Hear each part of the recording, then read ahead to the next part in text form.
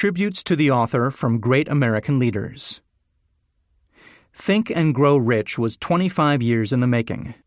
It is Napoleon Hill's newest book, based upon his famous Law of Success philosophy. His work and writings have been praised by great leaders in finance, education, politics, government.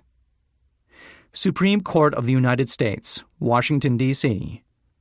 Dear Mr. Hill, I have now had an opportunity to finish reading your Law of Success textbooks, and I wish to express my appreciation of the splendid work you have done in the organization of this philosophy. It would be helpful if every politician in the country would assimilate and apply the 17 principles upon which your lessons are based. It contains some very fine material, which every leader in every walk of life should understand. I am happy to have had the privilege of rendering you some slight measure of help in the organization of this splendid course of common sense philosophy. Sincerely yours, William H. Taft, former President and former Chief Justice of the United States. King of the 5 and 10 cent stores.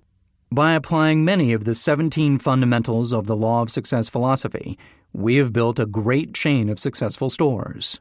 I presume it would be no exaggeration of fact if I said that the Woolworth Building might properly be called a monument to the soundness of these principles. F. W. Woolworth. A great steamship magnate. I feel greatly indebted for the privilege of reading your Law of Success. If I had had this philosophy 50 years ago, I suppose I could have accomplished all that I have done in less than half the time. I sincerely hope the world will discover and reward you. Robert Dollar. Famous American labor leader. Mastery of the Law of Success philosophy is the equivalent of an insurance policy against failure. Samuel Gompers. A former President of the United States. May I not congratulate you on your persistence? Any man who devotes that much time must of necessity make discoveries of great value to others. I am deeply impressed by your interpretation of the mastermind principles, which you have so clearly described. Woodrow Wilson. A merchant prince. I know that your 17 fundamentals of success are sound because I have been applying them in my business for more than 30 years. John Wanamaker. World's largest maker of cameras. I know that you are doing a world of good with your Law of Success. I would not care to set a monetary value on this training because it brings to the student qualities which cannot be measured by money alone. George Eastman.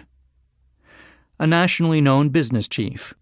Whatever success I may have attained, I owe entirely to the application of your 17 fundamental principles of the Law of Success. I believe I have the honor of being your first student. William Wrigley, Jr.